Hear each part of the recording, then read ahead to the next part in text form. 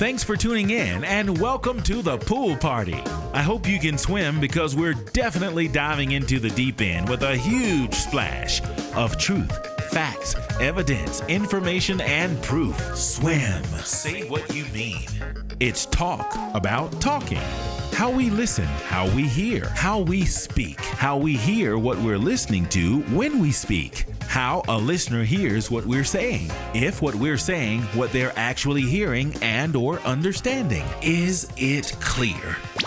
Swim. Say what you mean. Well, that's just the beginning of understanding, because after we get that understanding, how do we accept it? How we respond if it's not what we expect is paramount. Are you okay with the truth? Are you man, woman, human, or spiritual enough to accept the truth?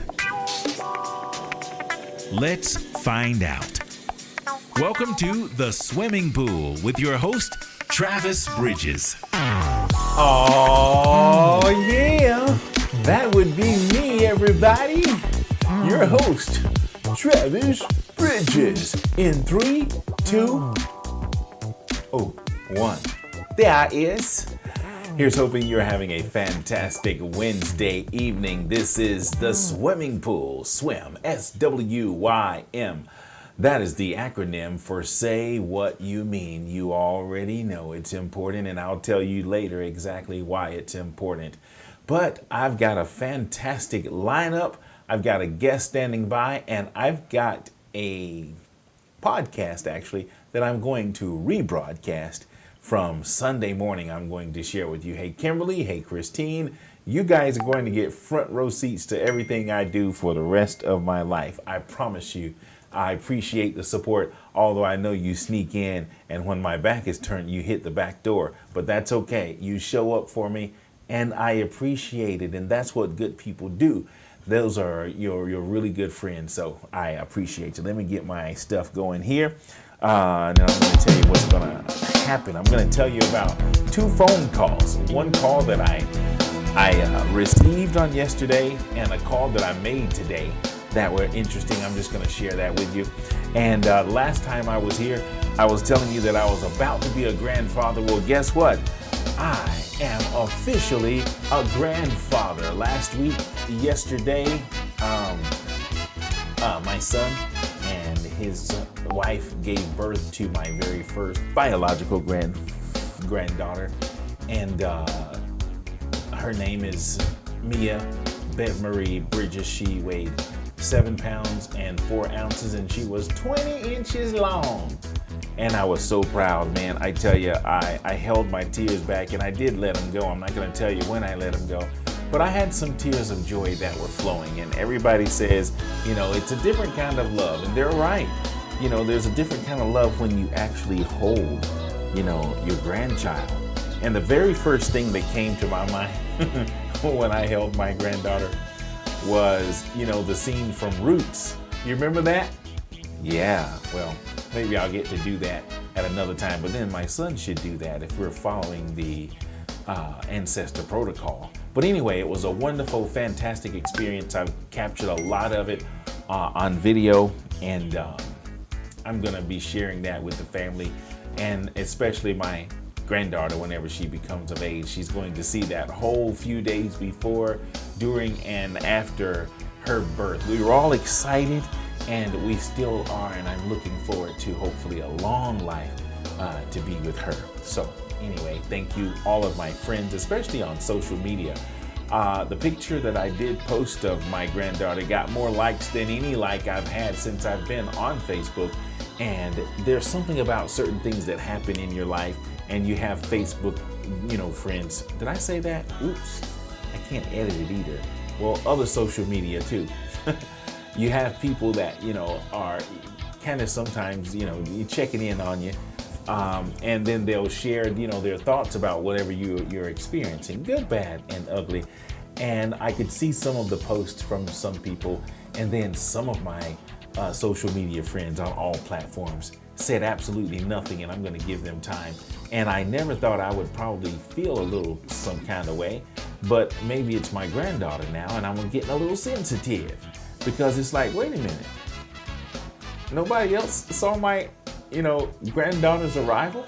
Anyway, I won't get into that because then I'll start, Anyway, my buddy Nigel is with me, and thank you, Nigel. I appreciate it. This is what I'm doing, man. Normally I would have like guests and, stuff going on, but this is a special edition. And as I said, I'm going to take a short break in a few minutes, and then I'm going to go to my caller that's waiting.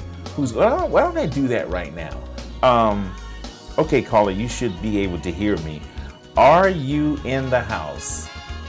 I am so in the house. Okay, well, I was going to take a break, but I'm not. I'm going to take a break, and then I'm going to come back with the re-podcast from Sunday morning and share that with my audience. But you are going to get to interview me on grandfatherism. So this is kind of last minute, and I normally don't do this. And I was getting ready a few minutes ago, and I was looking, at myself on the monitors because I'm in the house, and I hear of some newscasters sometime.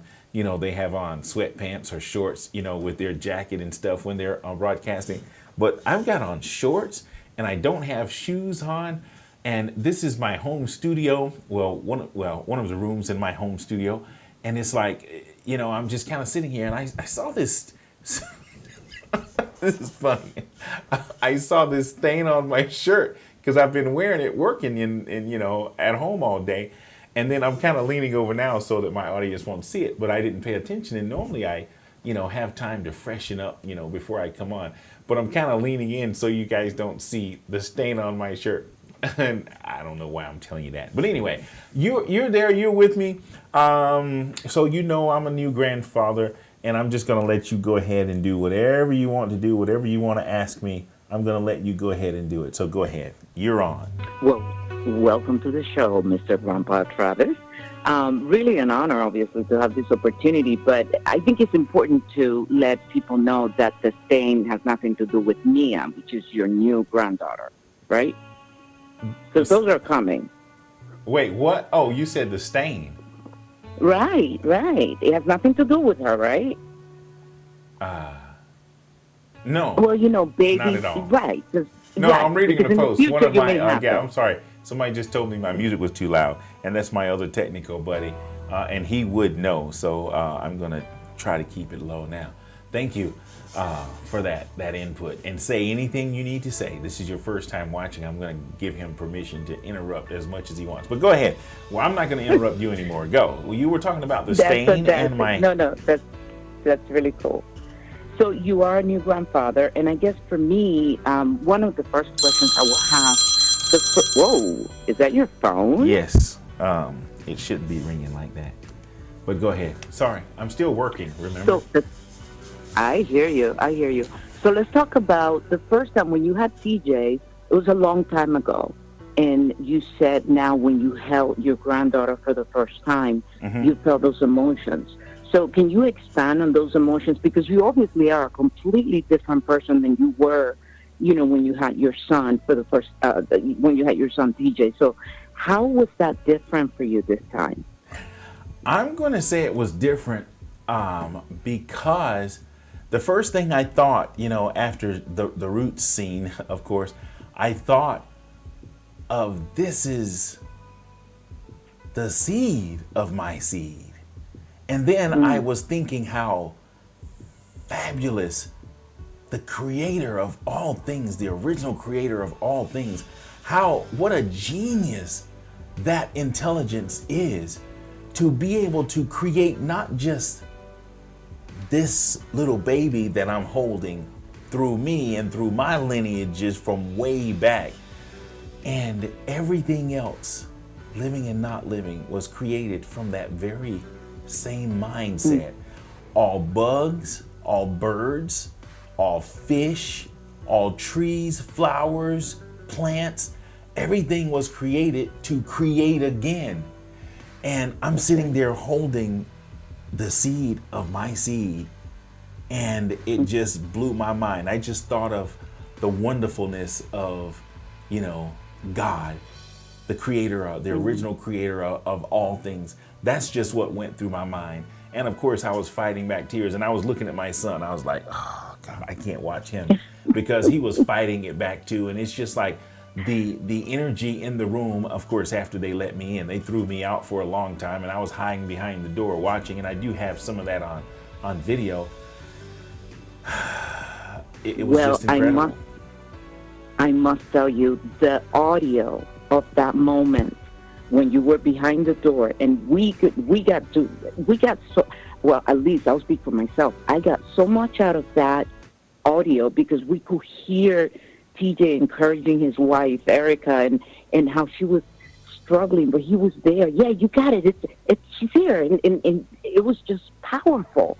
And then we even got to hear when they say, hey, you can come in. And, it was just powerful, man. And I know this is by far one of the most important moments of your life. And, I love the meaning of her name and how, the family got to pick her name. Tell me a little bit about that, because I know that probably Bev would have liked to be in that room, and she probably would have been in that room had she been with us. I promise you, her spirit was there, And we're talking about, for my audience, we're talking about TJ's unofficial adopted mom, who she was partially named after. Although she's gone, of course, and never forgotten, she was there, because I've learned, as in my golden age, just because someone passes on, I have the memories of everybody that's gone, including her. So she was definitely, was there. Just because she wasn't there, in the flesh, I could feel, her presence, as well as my mom, TJ's biological mom, and, even my father, that I have to tell that story about, meeting him, just a few years ago.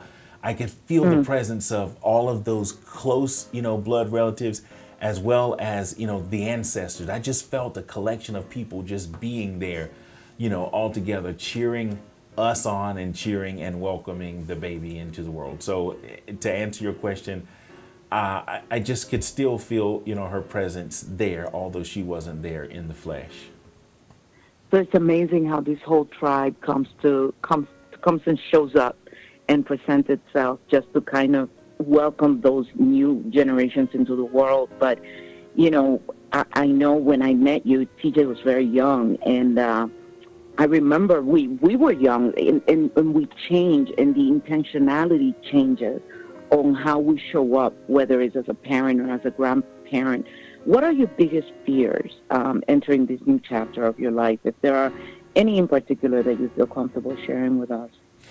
I wouldn't necessarily say there are any fears, as much as there may be some concerns. When I look at the gray hair, and then I look at the fact that I haven't been working out and eating right as much as I should, that's another story and another live stream also. Right. I think about, wanting to be around and spending the time with my granddaughter to be able to tell her stories or answer questions, or be able to have an impact on her life, a positive impact, at least some of my wisdom, to be able to share, to sit my granddaughter on my knee and just tell some stories, and just to have her have that part of me instilled in her, that influence. And again, I don't think there's any fear, but I kind of want to do things a little, easier. I don't drive as fast like I did, when my son was born. I kind of, most of my wild stuff went out the window. The rest of it went out, then. And, again, my concern now is just trying to remain healthy physically, mentally, and emotionally, so that I can be here to give her, the best that I can as a grandfather.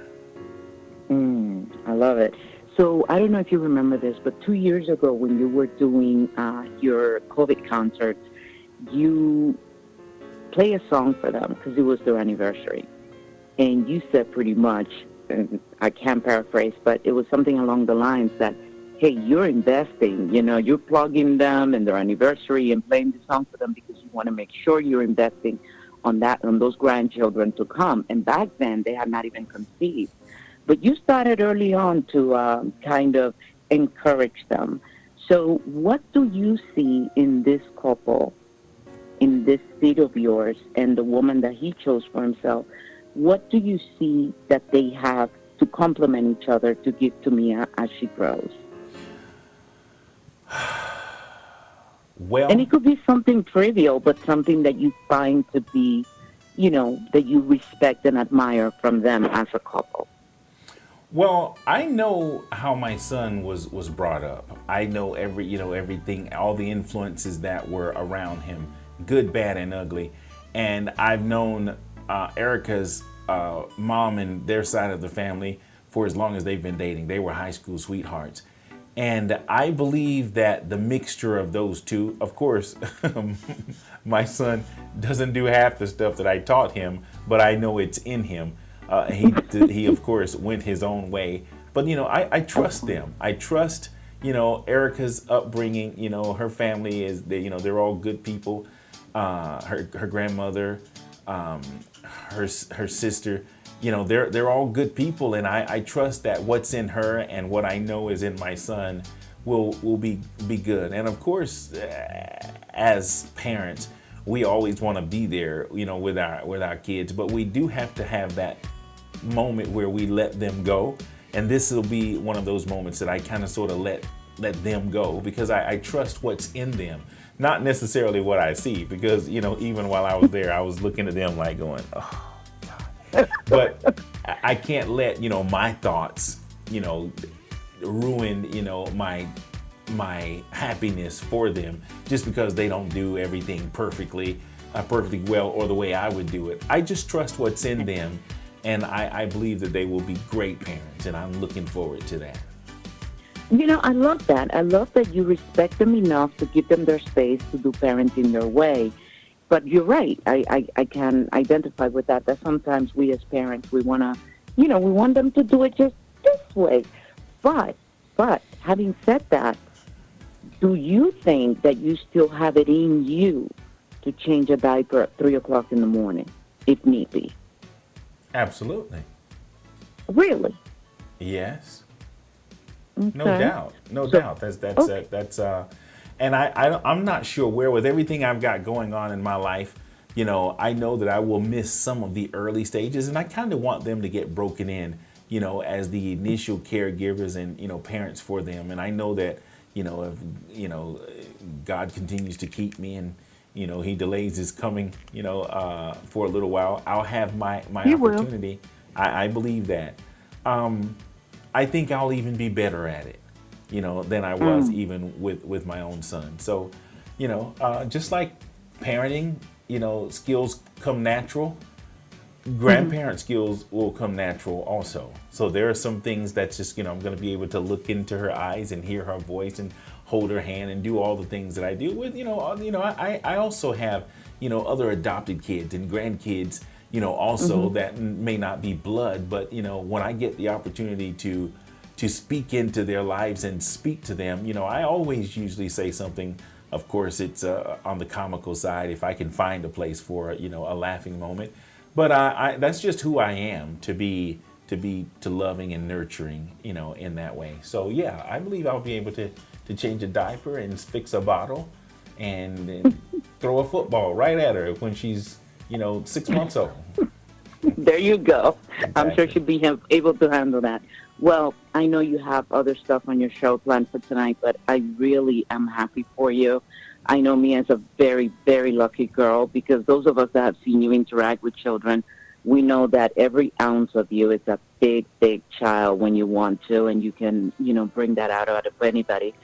So I'm really happy for you as your friend and somebody that's known you for a while and have the honor to continue to have a friendship with you.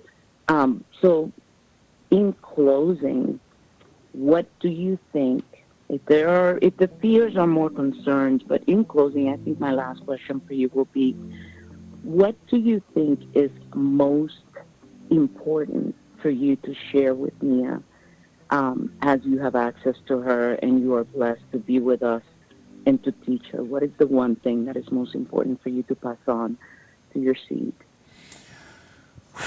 This is a pretty good one, and I guess I wished I had time to think about it, but I'm going to flow with this. If I had to instill anything, and if it would be the most important thing, it would be to understand what it means to be genuine, transparent, loving, and, respectful. Good things don't always happen to good people, but good people always survive the bad things that they have to go through. And I think as pure and transparent as one can be, I think that is the foundation of enduring and making it through life and finding favor amongst men and, of course, with God. Because I believe when your heart is pure, regardless of what you go through, you're going to always rise. So if there was anything I guess I would try to instill in her would be to be genuine, to be pure, to be loving, kind, considerate, and respectful, but by no means be a pushover of any kind. Right. And being the grandfather, I think that will be your perfect role, because as parents we get caught up a lot on, rules and schools and even spirituality in church, but we sometimes don't have the time to sit down and talk about that transparency or that purity or that ability to communicate with others and be respectful, but also be assertive where those boundaries are not crossed. I know for some of us, we didn't even know how to spell boundaries until we were full-grown adults. So, I'm happy, and I will keep you in my prayers, as well as TJ and Erica and little Mia. Those pictures are beautiful. Keep them coming, and hang in there, man. One day at a time. This is a new chapter, and I cannot wait to start reading it. So thank you for sharing this with us, okay? My pleasure. Thank you so much. Have a beautiful evening, and thanks again for being here with me at the last minute again. Have a good night. My honor. Good night. You got it. All right, y'all. That is the first part of the swim. Say what you mean. Let me take a short break, and I'll be back with the podcast from what I did on Sunday. It's a conversation that followed, a conversation with my son involving, of all things, the legalization of marijuana. Yeah, on this family show. Right, okay, do me a favor, hold the spot you got. I'll be right back. Knowing the difference and choosing wisely. It really is okay to be afraid. It's just not necessary. Adversaries are wired to make a lot of noise. It's their greatest weapon, as it invokes instant fear. We're all handpicked by God, but it's our choice to be used by the devil. It is quite natural to be leery of a lower and or higher frequency. Knowledge and or wisdom insists that we either tune in or tune out. Fear is natural and normal. Fear can be our friend or our enemy. Why do we laugh after a joke or a prank that frightens us? Ever notice during that split second of fear that it's not funny at all? It's because fear is a natural reaction. It's not a natural response. Know the difference. It really is okay to be afraid. It's just not always necessary.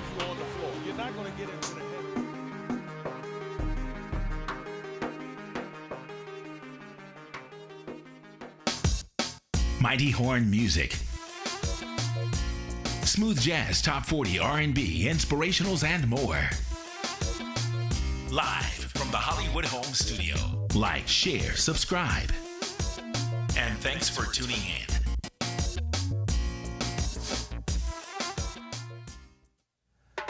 Good morning and welcome to what I am calling my Sunday morning edition of SWIM. S-W-Y-M. SWIM. That is the acronym for Say What You Mean. It's important that we do that. Not just to just mean it and not just to just say it, but to say it and mean it. Be accurate in what you say and actually mean it. Oftentimes, we say what we feel, We say what we believe, we say what we think, and it often conflicts with what's actually going on. I am here to bring awareness to that. I'm sure I'm not reinventing any wheel, but based on my life experiences, it has brought me to a place of where I just think it's important that we are more aware of what we're actually saying as it relates to what's actually going on. I am convinced that there is an answer to every question. There is a solution to every problem. And I believe if we talk, not just talk through what we're hearing, what we're saying, what someone else is saying and what they mean, and we lay that out on the table, we can minimize chaos and confusion by 99.999%. Oftentimes, me included, we get aggravated because we don't get what we want. We don't get what we think, feel, or believe, and we shut things, situations, and people down, and we just move on with our lives with a little aggravation that definitely takes away from the quality of our lives. Okay, with that being said, this is the Sunday morning edition, and I just kind of upload this to my YouTube channel. Thank you for supporting my efforts to be an up-and-coming YouTuber. I don't have any special gifts, skills, or talents. I'm just using some of my experiences from my past to be a part of this new excitement of podcasting / live streaming. So with that being said, what I'm going to talk about now is a little interesting. I was talking with my son. As many of you may know, I am a new grandfather. My son is a new father, and we are excited about the birth and the arrival of his daughter, my granddaughter, Mia BEVMARIE Bridges. So with that being said, we were just generally, speaking. He was driving back from dropping off his mother-in-law and grandmother to the airport because they were also there with them for the birth of the child. And we were just kind of chit-chatting. And we started talking about the legalization of marijuana. Of course, I told him the same story I tell him all the time about, my childhood and things that have happened in my childhood, and, why I believe I'm at the place of where I am with who I am and why I'm the way I am. And it's definitely triggered from, childhood experiences that I have now acknowledged, and I understand why, I am the way I am. That's a whole nother long story. My son has heard it a billion times, and he just decided to listen one more time with me this morning. But anyway, we kind of went into a conversation talking about marijuana of all things, how in the state that he lives in, it's totally legal, and it's somewhat legal in the state that I live in, Florida, and how the administration now is releasing people who were brought up on charges of marijuana and are severing, federal time for it. Why, some of them may be being released because now that the laws have changed, society is now really making tons of money on the sale and manufacturing and the production of marijuana, and it is now becoming, what we will soon to know as norm and legal. With that being said, we were talking about how that, whatever it's called, I'm not a professional at this, but there was a movement. We have increased seizures of illegal drugs. Shortages of marijuana are now being reported. That affected a certain group of people as it relates to drugs in general, but marijuana in particular. I think it was a poor choice of words. I never used it before. I haven't used it since. I would not use it again. Because that put a lot of people that look like us in jail for a lot of time for even sometimes a simple possession of marijuana. And how now that the laws are being changed, how some of those people are being acknowledged and even being released on some of those charges that they had been serving time for. And our conversation kind of got into, why that happens, how it happens, and how usually when people who are guilty of something apologize. We were talking about another major corporation who was flagged for something that they had just done recently, and they were finding a way to apologize. And my son was saying, Dad, I kind of don't want to support them now, because they are now apologizing for something that they did only because they are kind of busted by it, instead of them accepting that, okay, I made a mistake, I was wrong, it's affecting us, we are changing our policies. They're just trying to now cover it up. So we were talking about that, but we got on the subject of why people apologize, and it's usually because sometimes when people are caught, they then apologize, and then sometimes people are just remorseful in general, and then they rectify, or as the Bible would say, they repent, and then as long as God forgives them, that's what really matters. But then society has a way of having a little leniency on people who are sincere, because no one's perfect, and we all make mistakes.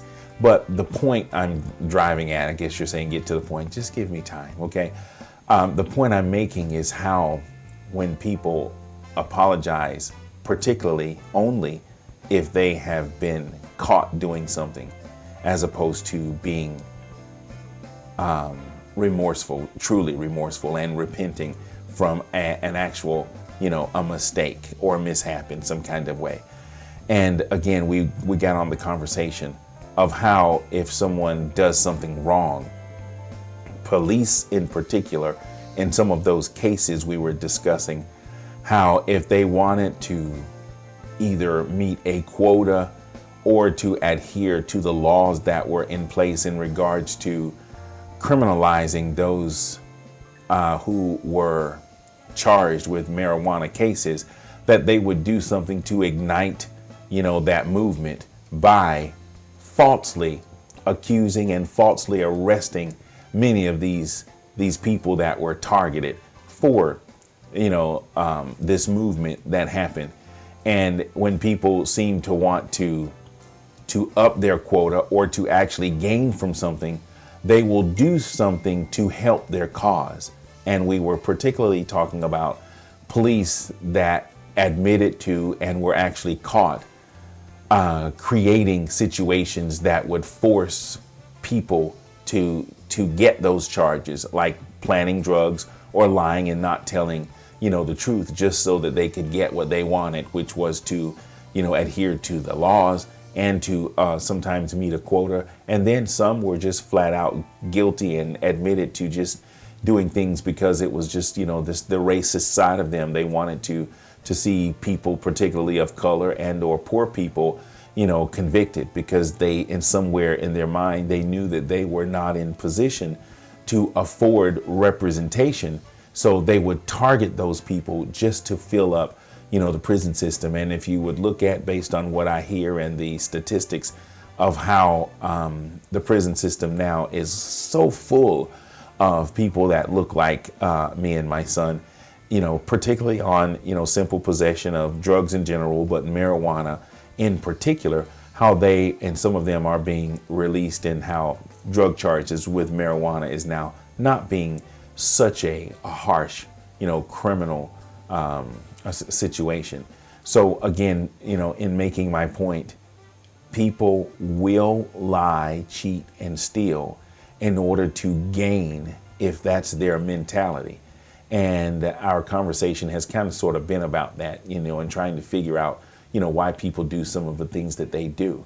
And we have to be careful as, innocent people and people who mean well and who try to do well, for adversaries who will, as the Bible would say, come upon us to eat of our flesh, to try to do us harm for their gain. It's important that we acknowledge those situations and we investigate those situations thoroughly. Fortunately, there's a system in place that can expose some of that, but many innocent people often are accused and dragged through the mud totally unnecessarily because of the ill will of those who either want to meet quota, or they are looking for gain, or they just, are just flat out mean people.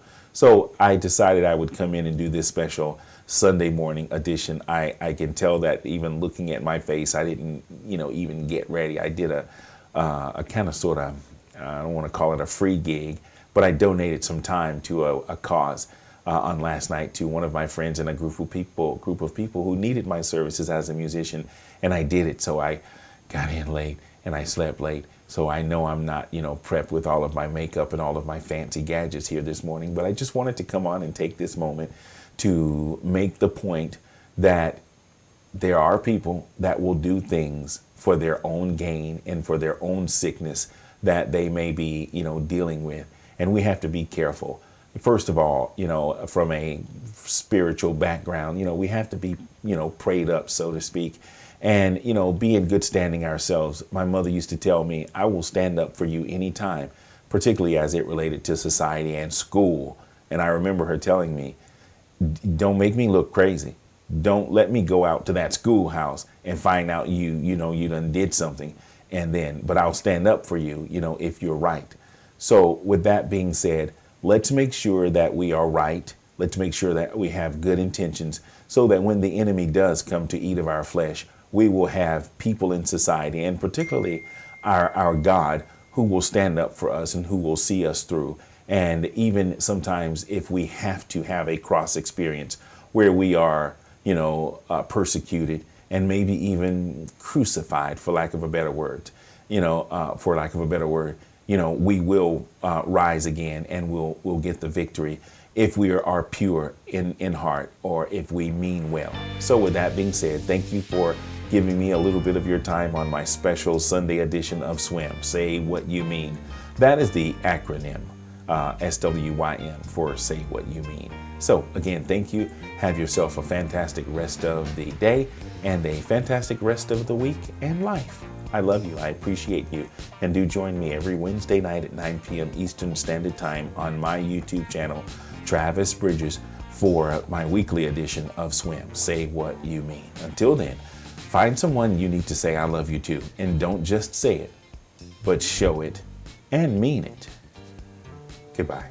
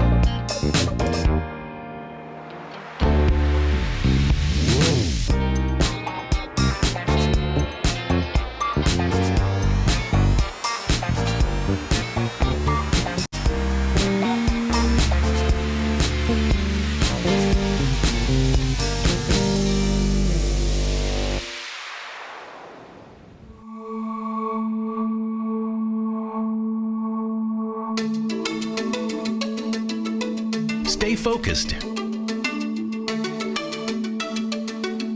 Not everyone will like you, support you, or wish you well. But there are so many more that will love and appreciate you as you continue to move forward. In fact, many people don't even have eyes to see you or ears to hear you. They're not even on the same frequency. So, don't always think they're hating on you. I am convinced that for every one that can't and won't see you, there are 100 more that can and will. You have purpose. Don't quit. Keep moving up. Step out and be bold. Your day is soon to come, and your testimony will be motivation for others. I believe.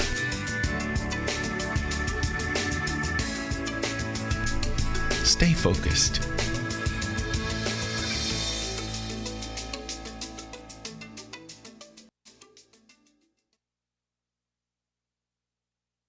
SWYM. Swim. Say what you mean. As much as this information is designed to bring awareness to how we listen, hear, and process, it is also a form of therapy. The little person inside of all of us needs to be heard. As adults, even listening to ourselves is a form of healing, strengthening, and growth. It's okay to speak, talk, express yourself, and be heard, even if you're the only listener. If our testimony does anything at all for anyone else, that makes the continued effort worth the time. Get the words out. You'll feel better, and that's a promise. Thanks for tuning in. We really appreciate it.